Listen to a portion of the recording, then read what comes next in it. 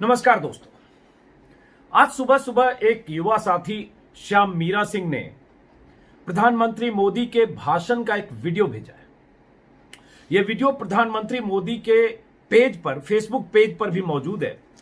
उस भाषण का हिस्सा 40 सेकंड का यह भाषण है, या भाषण का हिस्सा कहें इसको। यह मैं आपको एक बार सुनाना चाहता हूं। यह भाषण है 27 अप्रैल 2007 का। शिमला में प्रधानमंत्री ने भाषण दिया था। उस भाषण के 40 सेकंड को आप पहले सुनिए और उसके बाद उस भाषण के मायने और उसके बाद देश भर में मजदूरों के साथ जो हो रहा है वो और बाकी चीजों पर मैं बात करूंगा। लेकिन सबसे पहले 40 सेकंड वो भाषण सुनिए। और मैं 40 सेकंड के लिए चुप रहता हूं इसलिए कि मैं चाहता हूं कि स्क्रीन में आपको भाषण सुनाई दे। 40 सेकंड सुनिए।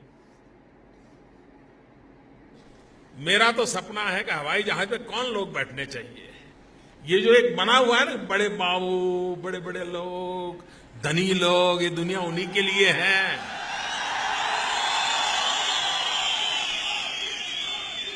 इस देश की जो सुविधाएं अमीरों को प्राप्त हैं, वो मेरे देश के गरीब को भी मिलनी चाहिए।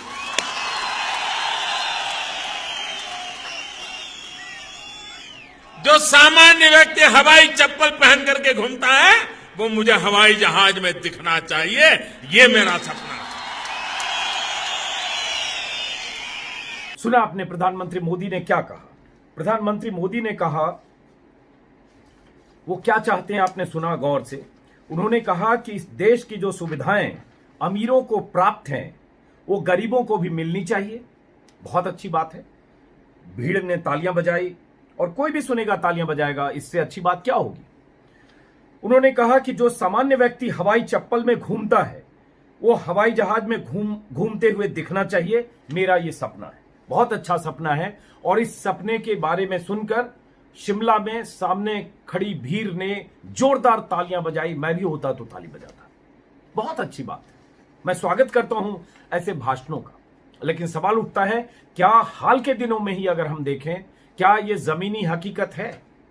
हवाई जहाज पर जो लोग दिख रहे हैं और हवाई चप्पल में जो लोग दिख रहे हैं, उनका फर्क देश में साफ साफ देखा जा रहा है। हवाई जहाज से विदेशों से लोगों को लाया जा रहा है, उस पर सवाल उठे पहले।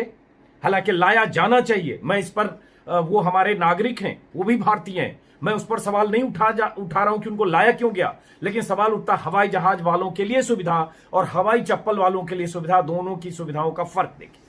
अब ये चप्पल देखिए स्क्रीन पर। पता है ये चप्पल किनका है?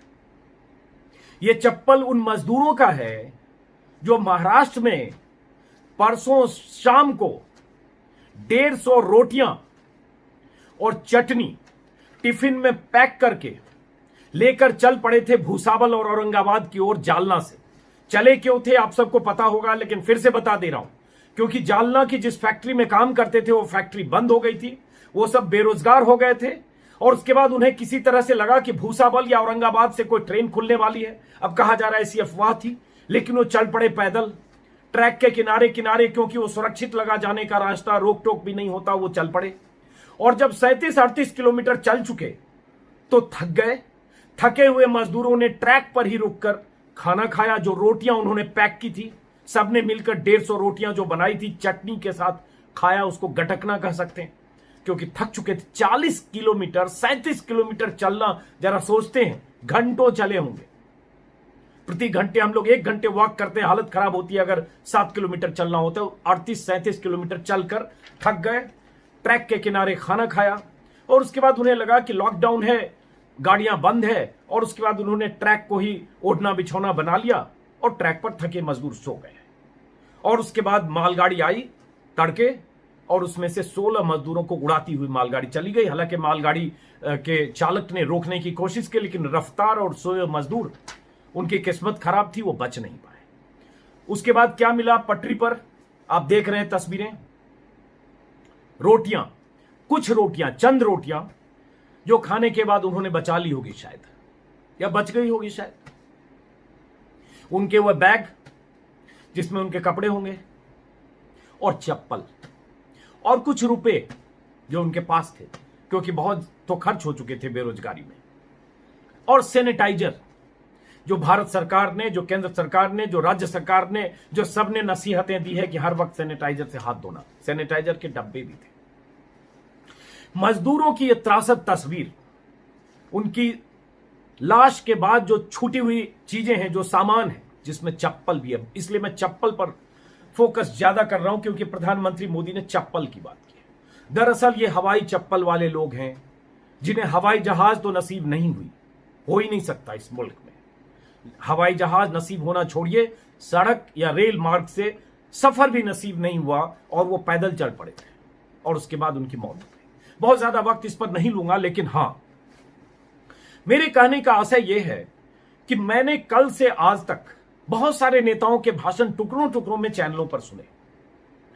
नेताओं के भाषणों में एक दूसरे को लेकर आरोप प्रत्यारोप हैं। बीजेपी कांग्रेस पर आरोप लगा रही है, कांग्रेस बीजेपी पर आरोप लगा रही है। राज्यों में सरकारें कहीं कांग्रेस की है, कहीं बीजेपी की है। हर नेता एक दूसरे पर आरोप लगा रहा है। कोई दुखी, चिंतित, क्या बोले, जिसकी आत्मा रोनी चाहिए, यह तस्वीर मुझे कहीं नहीं दिख रही है। इसमें हर जगह राजनीति है, एक दूसरे पर दोषारोपण है, टोपी ट्रांसफर करने की कोशिश है। वापस लौटते हैं प्रधानमंत्री जी, क्योंकि प्रधानमंत्री देश को सपना दिखाते हुए 6 साल हो चुके हैं और वो ऐसे भाषण देते हैं, ऐसे भाषण देते हैं तो हमारे क्या कहें, हमारे कॉर्ड को छूता है, हमारे दिल को छूता है, आपके दिल को छूता है। और शायद इसलिए उनके कहे पर तालियां, थालियां, शंख बजाते हैं, उनके कहे पर दिए, दीप, मोमबत्ती जलाते हैं। और जब ये होता है तो तब हम जैसे लोग जब सवाल उठाते हैं कि क्या मोमबत्ती जलाने वालों की भीड़ में, क्या शंख बजाने वालों की भीड़ में, क्या छतों पर खड़े होकर दीप दिए जलाने वालों की भीड़ में भले एंटीलिया की ऊंची इमारत पर अंबानी दिखे हों, क्योंकि आप सबने देखा था मुकेश अंबानी दिखे थे, भले अंबानी दिखे हों, भले बड़े बड़े उद्योगपति दिखे हों, भले हमारे जैसे लोग दिखे हों, आपके जैसे लोग दिखे हों, लेकिन मजदूर क्या उस चिंता में शामिल थे या उस जश्न में शामिल थे, उस इवेंट में शामिल थे? मैंने कल भी कहा वो नहीं थे। लेकिन हुआ क्या था तब? बीजेपी आईटी सेल की तरफ से और कुछ जो बीजेपी समर्थक बुद्धिजीवी हैं उनकी तरफ से एक मजदूर महिला की तस्वीर वायरल की गई, जो सड़क के किनारे किसी झोपड़ी में, जो प्लास्टिक की झोपड़ी में बैठी थी और एक दिया जल रहा था। मैं उस तस्वीर को खोजने की कोशिश किया, आज मिली नहीं तस्वीर, लेकिन आपको मिले तो नीचे टैग करिएगा, मैं उसका इस्तेमाल कहीं करना चाहूंगा, ट्विटर पर भी और कहीं भी। उस तस्वीर को प्रतीक के तौर पर प्रसारित किया गया कि पूरा देश, जिसमें 40-45 करोड़ ये मजदूर हैं, असंगठित क्षेत्र के मजदूर हैं, निर्माण क्षेत्र के मजदूर हैं, हर तरह के मजदूर, गरीब तबका, वो सब लोग उसमें शामिल हैं, देख लो तुम लोग सवाल उठाने वालों। और वो प्रतीक के तौर पर वो तस्वीर को पोस्ट किया गया। तब भी मेरा सवाल या हम जैसे लोगों का सवाल था कि गलतफहमी में मत रहिए कि शंख बजाने, ताली बजाने, थाली बजाने और दिए जलाने में 40 करोड़ मजदूर शामिल हैं। और अगर आज हो सकता है चुप हैं तो उनका मुखर जो गुस्सा है, उनकी परेशानी है, उनकी मुश्किलें सामने आएगी। लेकिन क्या हुआ? उसके पहले भी हमने तस्वीरें देखी थी जब हाईवे से मजदूर गुजर रहे थे 23, 24, 25, 26 मार्च को। बाद में देखा जब सुप्रीम कोर्ट में बहुत चर्चित उसको लेकर सवाल उठ रहे हैं कि सुप्रीम कोर्ट में जब पूछा सुप्रीम कोर्ट ने मजदूरों के बारे में, जो सड़क से जो ऐसे जा रहे हैं जो मजदूरों के बारे में, तो सुप्रीम कोर्ट में जो 31 मार्च को सुप्रीम कोर्ट में सरकार की तरफ से जो तुषार मेहता हैं, उन्होंने कह दिया no one is now on road, centre to supreme court on migrant workers living in drops. ये सुप्रीम कोर्ट में कहा गया कि अब सड़क पर कोई नहीं है। और उसको जब उनसे फिर सुप्रीम कोर्ट की तरफ से जब पूछा गया तो तुषार मेहता का स्टेटमेंट है ये, सुप्रीम कोर्ट में कहा I have instructions to state that no one is now on the road, anyone who was outside has been taken to the available shelters. ये सॉलिसिटर जनरल तुषार मेहता का कोर्ट में बयान है। तो उनके हिसाब से तो 31 मार्च को देश में सब सेटल हो चुका था। लेकिन छिटपुट तस्वीरें आ रही थी, उन तस्वीरों को मुख्यधारा के मीडिया में कोई जगह नहीं मिल रही थी और सरकार आंख बंद करके बैठ गई थी कि सब शंख ताली थाली में शामिल हैं, इसलिए कहीं कोई इसमें नहीं है। नतीजा अब आप बीते 2 सप्ताह से 15, 18, 20 दिन से, और खासतौर से लॉकडाउन पार्ट 2 के बाद ज्यादा, उसके पहले शायद उन्होंने सब्र किया कि चलो 21 दिन निकल जाएगा, लेकिन उसके बाद ज्यादा आप लगातार देख रहे हैं। और अब जो एक बात जानकारी मैं अभी शेयर करना चाहता हूं कि अभी मैं देख रहा था आज, हालांकि मैं क्रेडिट दूंगा कि दैनिक भास्कर अखबार के हवाले से है कि लॉकडाउन के दौरान 45 दिन में लौट रहे 73 मजदूर रास्ते में दम तोड़ चुके हैं। 73 और ये अलग अलग जगह के आंकड़े हैं, जिसमें और अलग अलग वजह से दम तोड़े। एक्सीडेंट भी हुआ, कहीं पति पत्नी जा रहे थे औरंगाबाद में, 8 मई को साइकिल से घर लौट रहे थे, वाहन ने कुचल दिया। 5 मई को मथुरा में 7, बिहार में 2 हादसे में मौत हो गई। तेलंगाना में 8 मजदूरों को वाहन ने टक्कर मार दी। महाराष्ट्र में 4 मजदूरों की मौत हुई। 27 मार्च को गुजरात में 4 मजदूरों को कुचल दिया वाहन ने। 29 मार्च को यूपी लौट रहे 5 मजदूरों को एक ट्रक ने रौंद दिया। ये सारी दुर्घटनाएं, हादसे हैं, और उसके बाद ये सबसे बड़ा हादसा भी। तो इतनी मजदूरों की मौत, 73 मजदूरों की मौत रास्ते में हो चुकी है, जो यूपी, हरियाणा, गुजरात, महाराष्ट्र और कर्नाटक में घटनाएं हुई है। तो अब आप समझ सकते हैं कि जिन हवाई चप्पल वालों के लिए हमने कहा कि वो हवाई जहाज में चलेंगे, वो हवाई चप्पल वाले कैसे सड़कों पर बेमौत मारे जा रहे हैं। अब सवाल यह है कि केंद्र सरकार की भूमिका और राज्य सरकार की भूमिका, यह भी नाइंसाफी होगी कि अगर हम हर चीज को सिर्फ केंद्र सरकार के माथे पर उसकी जिम्मेदारी डालें, क्योंकि राज्य सरकारों की भी विफलता बहुत जबरदस्त है और उनकी भी जिम्मेदारी की बात होनी चाहिए। शुरुआत हमने प्रधानमंत्री मोदी की इसलिए की क्योंकि देश उन्हीं की ओर देखता है, सबसे बड़े लोकप्रिय नेता है, जो अपील करते हैं वो भी मानते हैं और उनके समर्थक मानते हैं कि देश वैसे ही चलेगा, और जो फैसले करते हैं वो ये भी मानते हैं, उनके समर्थक भी मानते हैं कि वैसे ही होना चाहिए। इसलिए मैंने शुरुआत वहां से की। लेकिन अब राज्य सरकारों की बात, हर राज्य में हंगामा मचा है, हर राज्य में। और सूरत की खबरें आप लगातार देख रहे हैं, मैं भी लगातार बता रहा हूं कि सूरत में कैसे लाठी डंडे खाकर भी मजदूर बार बार निकल रहे हैं। कठुआ की खबर कल आई कि जम्मू कश्मीर के कठुआ में कपड़ा मिल में काम करने वाले मजदूरों ने हंगामा किया और उसके बाद उनको सैलरी नहीं मिली। सैकड़ों मजदूर सड़क पर आए और किसी ढंग से वहां के जो पुलिस अधिकारी उन्होंने भोजपुरी में बात करके उनको समझाया, क्योंकि उनको लगा कि बिहार यूपी के हैं, भोजपुरी समझेंगे। एक वीडियो अभी मैं देख रहा हूं और मैं फिर चाहूंगा कि 25-30 सेकंड में चुप रहूं ताकि वो वीडियो देख सकें। ये वीडियो एक रिपोर्टर ने शेयर किया है ट्विटर पर।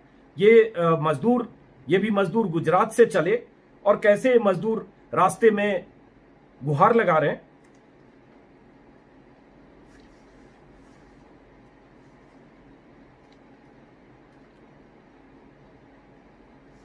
इस वीडियो को मैं एक बार मैं जरा प्ले करूंगा ताकि आप सुन लीजिए।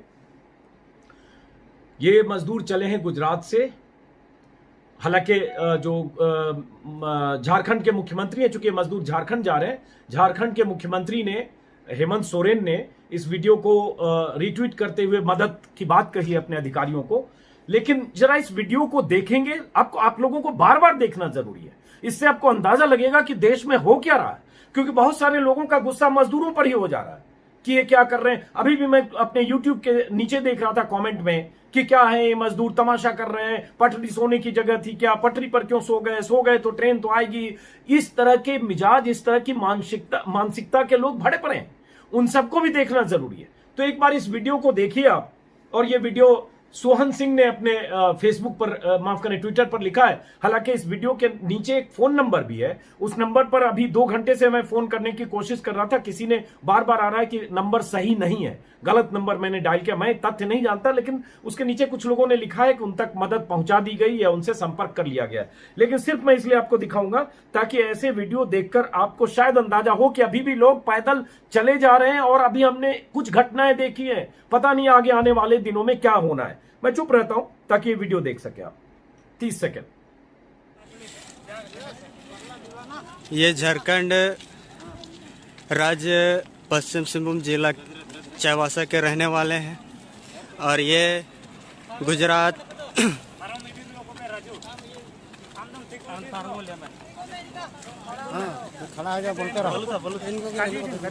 पैदल चल रहे हैं। हम लोग अभी कंपनी में नहीं जा सकते। कंपनी में जो हम लोग को बोला गया कि एक बार निकलने के बाद यहाँ तुम लोग नहीं आ सकता, इसलिए हम लोग पीछे जा भी नहीं सकते। कृपया से आप लोगों से गुजारिश है कि हम लोग का जितना भी आप मदद कर सकते तो हैं। ये वीडियो भी देखा आपने, गुजरात से चले झारखंड के लिए ऐसे रास्ते से पैदल, और सबके हवाई चप्पल है, किसी किसी के जूते भी होंगे। अब बात आती है राज्यों की और क्या करने की। आज अगर ट्रेनें चलाने और हर तरह की बातें हो रही है, ये सवाल तो उठता है ना कि अगर 24 मार्च को अचानक लॉकडाउन हुआ 4 घंटे के नोटिस पर, अगर उसके पहले 4 दिन 5 दिन ऐसी तैयारी होती कि एक साथ आज जैसे हो रहा है कि 150 ट्रेनें चल चुकी, इतने लाख मजदूरों को ट्रांसफर कर दिया गया, अगर उसी समय ये सारी तैयारियां होती और 4-5 दिन ट्रांसफर सिर्फ चलता तो शायद ये स्थिति नहीं आती। या आज भी अगर हो रहा है तो आज उसका जो फुल प्लान सिस्टम होना चाहिए वो है क्या है, तो ऐसी स्थितियां क्यों हैं? और ये चिंता इसमें बहुत सारे राज्यों की है कि मजदूर आज आ रहे हैं तो वो कोरोना लेकर आ सकते हैं। ये स्थिति इसलिए हुई क्योंकि ये 40 दिन हो चुका। शायद ये हमने मार्च के आखिरी हफ्ते में किया होता तो उस समय कोरोना इतना फैला नहीं था। इन सवालों के बीच राज्य सरकारों की भूमिकाओं पर अमित शाह ने एक चिट्ठी लिखी है ममता बनर्जी को, और एक सवाल बंगाल के मुख्यमंत्री पर है। ममता बनर्जी को चिट्ठी लिखकर अमित शाह ने लिखा है कि जो ममता बनर्जी जिस ढंग से उनको सपोर्ट करना चाहिए और जिस ढंग से मजदूरों को भेजने के लिए जो इंतजाम सरकार की तरफ से किए जा रहे हैं उसको लेकर ममता बनर्जी की सरकार सहयोग नहीं कर रही है।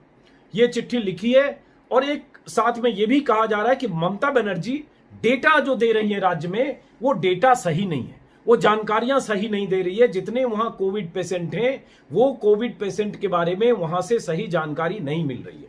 और इसको लेकर जो केंद्र के गृह सचिव अजय भल्ला उन्होंने भी पहले चिट्ठी लिखी है जिसमें उन्होंने कहा है कि देश भर में सबसे ज्यादा 13.2% मृत्यु दर बंगाल में है, जिससे साबित होता है कि राज्य में न तो तरीके से कॉन्टैक्ट ट्रेसिंग हो रही है, न ही लोगों की सही तरह से टेस्टिंग हो रही। कॉन्टैक्ट ट्रेसिंग मतलब एक दूसरे में किससे मिला, संक्रमण कैसे फैला, उसकी कॉन्टैक्ट ट्रेसिंग नहीं हो रही है, ये कहा। और दूसरा कि पहले एक आंकड़ा 12.8% था, हफ्ते भर में इसमें 0.8% की बढ़ोतरी हो गई। 2 हफ्ते के दौरे में पश्चिम बंगाल पहुंची जो टीम थी IMCT ने भी कोविड में होने वाले मौतों में पश्चिम बंगाल में मृत्यु दर में सबसे अधिक बताया था। और उसके अलावा यह है कि वहां सहयोग नहीं किया जा रहा है, कुछ राज्य के प्रशासन की तरफ से जो हीला हवाली तो है ही, आंकड़ों को छुपाया जा रहा है और कई तरह की ऐसी खबरें। और इन सब के बीच अमित शाह की वो चिट्ठी, और इस मामले में मैं ये साफ साफ कहूंगा कि हाँ, बंगाल सरकार की भूमिका जैसे सहयोगात्मक होना चाहिए ऐसे मामले में वो नहीं है।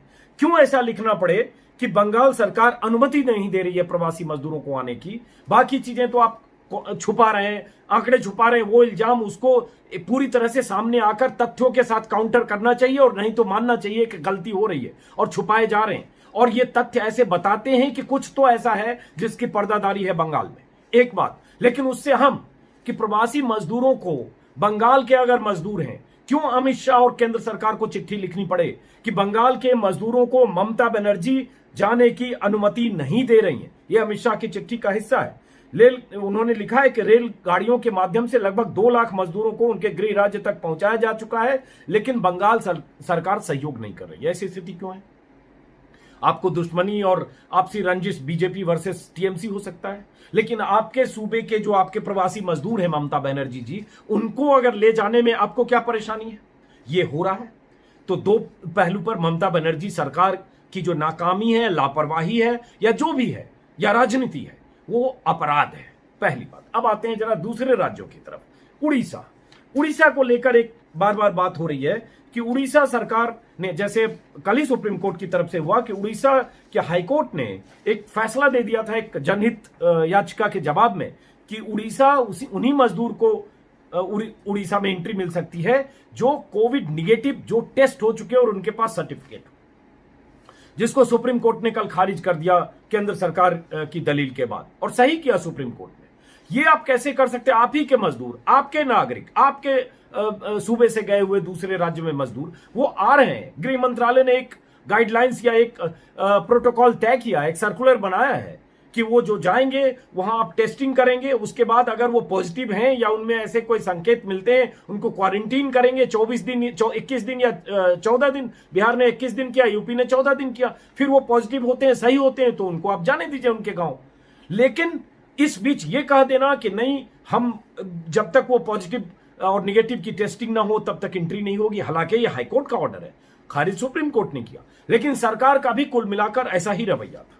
ये भी गलत है। आप सिर्फ केंद्र सरकार के माथे पर सब चीज नहीं डाल सकते या दूसरे राज्यों के माथे पर नहीं डाल सकते। हर राज्य की जिम्मेदारी है। हर राज्य के नागरिक इस मुश्किल में जब तक वो राज्य उसी तरह से कदम ताल करके फैसले नहीं करेगी और उसी तरह से एकजुट होकर कोरोना से नहीं लड़ेगी, तब तक न सिर्फ मोदी की विफलता है, न सिर्फ उद्धव ठाकरे की, न सिर्फ नवीन पटनायक या योगी या किसी एक राज्य की, कई राज्यों की लापरवाहियां सामने आ रही है और उन राज्यों का रवैया बहुत नकारात्मक है।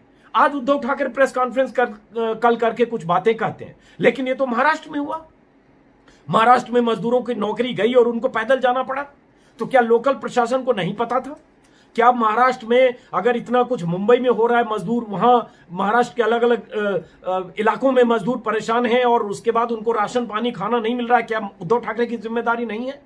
तो हर राज्य की जिम्मेदारी है और हर राज्य कहीं ना कहीं इसमें हीला हवाली कर रही है, क्योंकि लोकल ये सही है कि उनको राशन देना, उनको खाना देना, उनकी सुविधाओं का इंतजाम करना, उनका भरोसा जीतना, ये जितना केंद्र की जिम्मेदारी उससे ज्यादा राज्य की जिम्मेदारी है। उन जिम्मेदारियों में राज्य सरकार भी फेल हो रही, चाहे गुजरात सरकार क्यों ना हो, चाहे कोई सरकार क्यों ना हो। अब आते हैं अलग अलग राज्यों की, जो मैं बात कर रहा था। उड़ीसा की मैंने बात की। उड़ीसा के बारे में आज मैं देख रहा था, आज ही इंडियन एक्सप्रेस में खबर छपी है और उस तथ्य को समझना पड़ेगा कि कितना अहम है। इंडियन एक्सप्रेस में खबर छपी है जिसके मुताबिक जो मजदूर उड़ीसा हाल के दिनों में, बीते 12-13 दिनों में गए हैं वहां से, गुजरात से, अलग अलग हिस्सों से, उनमें कोरोना पॉजिटिव पाया गया। उनका कहना है कि गंजम एक उड़ीसा में जिला है जहां 2 मई को 1 पेशेंट था, 4 मई को 2 पेशेंट मिल गए, 6 मई को 17 पॉजिटिव मिल गए और 7 मई को 26 हो गए।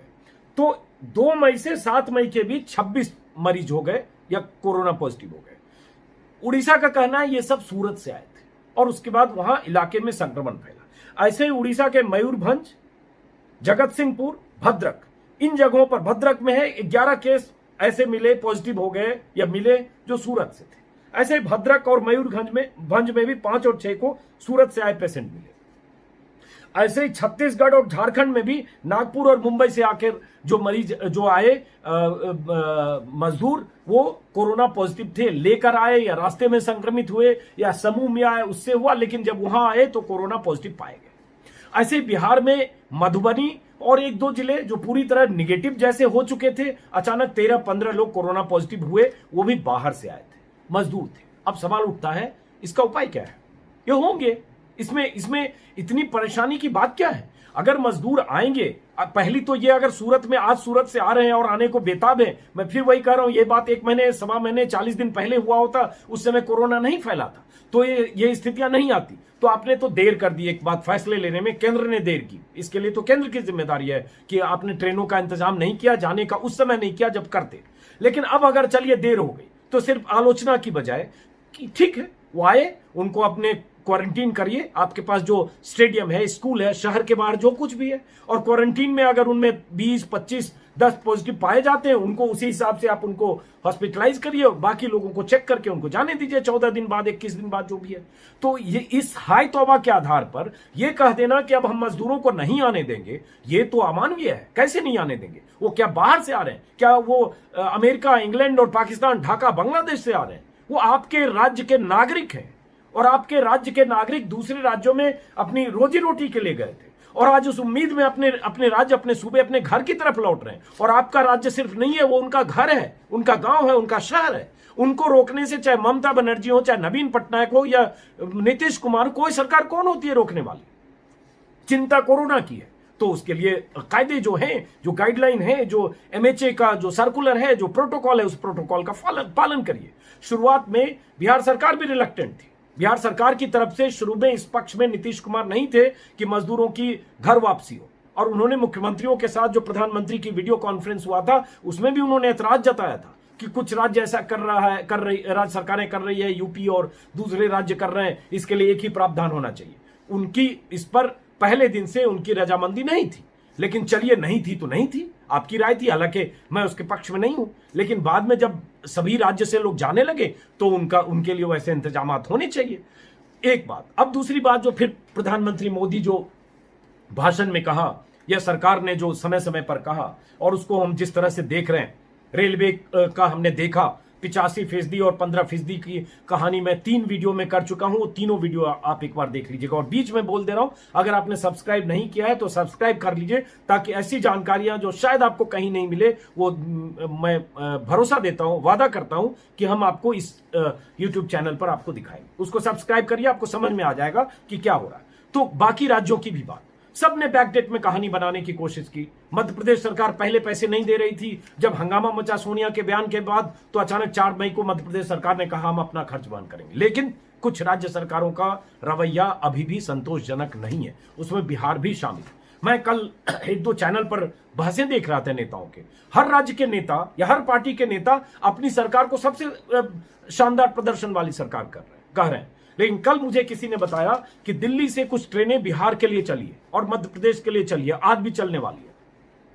अच्छी पहल की अरविंद केजरीवाल ने, कि अरविंद केजरीवाल की तरफ से, केजरीवाल सरकार की तरफ से जिन राज्यों, मध्य प्रदेश सरकार ने किराया वहन करने के लिए रजामंदी दे दी दिल्ली सरकार और मध्य प्रदेश के कम्युनिकेशन के बीच, तो मध्य प्रदेश सरकार दिल्ली से जो मजदूर गए हैं उनका किराया मध्य प्रदेश देगी। लेकिन जो मुझे जानकारी मिली, बिहार सरकार की तरफ से उनको कोई रेस्पॉन्स नहीं मिला था कल तक। तो अरविंद केजरीवाल की सरकार की तरफ से कहा गया ठीक है, हम मजदूरों को भेजते हैं, इनका किराया हम वहन करेंगे। उस मजदूरों के जाते हुए ट्रेन को गोपाल राय ने, जो मंत्री हैं अरविंद केजरीवाल के कैबिनेट के, उन्होंने ट्विटर पर शेयर भी किया है और अरविंद केजरीवाल ने उसको रीट्वीट किया है। तो क्यों नहीं देगी बिहार सरकार किराया, जब ये सहमति हो गई और जब सबने कह दिया उस हंगामे बवाल के बाद कि हम अपने राज्यों में आने वाले मजदूरों का किराया वहन करेंगे। उसमें 85% और 15% का कोई सोल्यूशन सॉल्व हुआ कि नहीं हो तो दोनों सरकारें जाने। लेकिन अगर आपके राज्य में आ रहे हैं, एमपी सरकार दे रही है, राजस्थान ने ऐलान कर दिया, महाराष्ट्र सरकार भी शायद कह चुकी है, तो आपको ये करना चाहिए। तो ये बिहार सरकार की है। ममता बनर्जी तो साफ, मैं कह रहा हूं, जो अमित शाह ने कहा, और मैं यहां मानूंगा कि अमित शाह ने अगर कहा तो सच ही कहा होगा, क्योंकि ममता बनर्जी अगर एंट्री दे रही है तो ये कहने का कोई आधार नहीं है। तो ममता बनर्जी का रवैया असंतोषजनक है, इसको देखने की जरूरत है। अब बात आती है आखिर में करते हुए, क्योंकि वीडियो लगभग 27 मिनट हो गया है, मैं इसको खत्म करने से पहले, ये मजदूर जा रहे हैं तो बहुत सारे मजदूरों की कहानी एक सी है।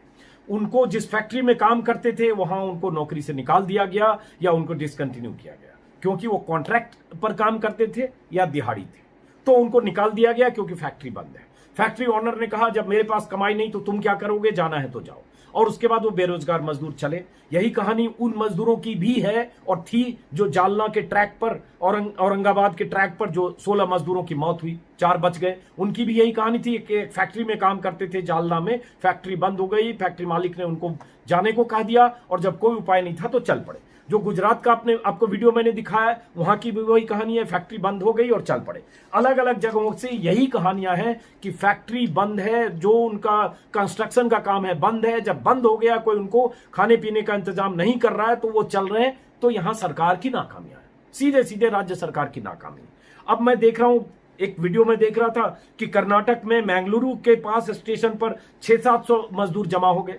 उनको कहीं से लगा कि यहां से विशेष ट्रेन चलने वाली है घर भेजने के लिए, और उसके बाद वहां सूरतकल, नंथूर, कुल्लूर और डेरेबल से पैदल चलकर वो स्टेशन पहुंच गए। ये कई किलोमीटर वहां से दूर है। और इसमें इसी तरह से बेंगलुरु में, शहर में एक जो कंस्ट्रक्शन साइट है, वहां सैकड़ों मजदूरों का कहना है कि बिल्डर ने वहां बंधक बनाकर रखा है और सरकार से उन्हें उनके गृह नगर भेजने की अपील की है। ये भी कहानी है। कर्नाटक के बंधक की कहानी मैं भी 2 बार कर चुका हूं कि कैसे परसों नहीं तरसों कि कैसे कर्नाटक सरकार की तरफ से खबर आई कि बिल्डर लॉबी नहीं चाहती है मजदूर जाए, इसलिए येदियुरप्पा ने सारी ट्रेनें कैंसिल कराने का येदियुरप्पा सरकार के अधिकारियों ने कोशिश की और एक तरह से उनको लॉकडाउन में राज्य की चौहद्दी में बंद रखने का फरमान दिया। यह तुगलकी फरमान था, इसकी निंदा मैं भी कर चुका हूं, सब लोग कर चुके। मजदूरों को जबरन नहीं रोक सकते, यह अपराध है, गलत है। कोई ऐसा नहीं है, राजशाही में भी ऐसा नहीं हो सकता है कि आप कैद कर सकते हैं। तो एक बात, अब आखिर में बात करते हुए कि अभी मैं एक केंद्रीय मंत्री का भाषण सुन रहा था किसी टीवी चैनल पर, वो बोल रहे थे हमें गर्व है कि हमारे प्रधानमंत्री की अपील पर पूरा देश उनके साथ है, और जिस तरह से उन्होंने जो भी अपील की, चाहे ताली थाली शंख दिए दीप दिए, सब पर साथ। सही है, पूरा देश आपके साथ है, होना भी चाहिए। कोरोना की लड़ाई जब तक पूरा देश साथ नहीं होगा तब तक नहीं लड़ सकते। क्योंकि पूरे देश की लड़ाई है और पूरी इंसानियत की लड़ाई है, मानव जाति की लड़ाई है। लेकिन सवाल उठता है सिर्फ ये कह देने से कि पूरा देश साथ है, तो ये मजदूर कौन है? क्या साथ हैं क्या आपकी लड़ाई में? आपके हिसाब से ये चुपचाप कहीं लॉकडाउन में बैठे हैं क्या? आज जरा ऐलान करिए देश में दीप दिए जलाने की, और देखिए कि मजदूर दीप दिए जलाते हैं कि नहीं, या क्या जलाने लगते हैं। तो इस तरह से साइकोफेंसी जो हो रही है, साइकोफेंसी करने की बजाय जमीनी हकीकत देखने की कोशिश और उसको नियंत्रित करने की कोशिश होनी चाहिए, जो नहीं हो रही है, और यही चिंताजनक है। आखिरी बात खत्म करने से पहले कि इसलिए बार बार केंद्र सरकार की बात होती है क्योंकि केंद्र सरकार ने ही सारे फैसले किए। सारे फैसले इस सेंस में कि लॉकडाउन 4 घंटे के नोटिस पर 24 मार्च को करने का फैसला, पहले मजदूरों के मूवमेंट न करने का फैसला, फिर बाद में मूवमेंट के लिए इजाजत देने का फैसला, सुप्रीम कोर्ट में यह लिखकर देने का कि सड़क पर अब कोई नहीं है। ये सारी चीजें जो गाइडलाइन है और इसका जो नेतृत्व है वो केंद्र सरकार का है, केंद्र सरकार के निर्देशों पर हुआ है। तो इसके लिए केंद्र सरकार की जिम्मेदारी है।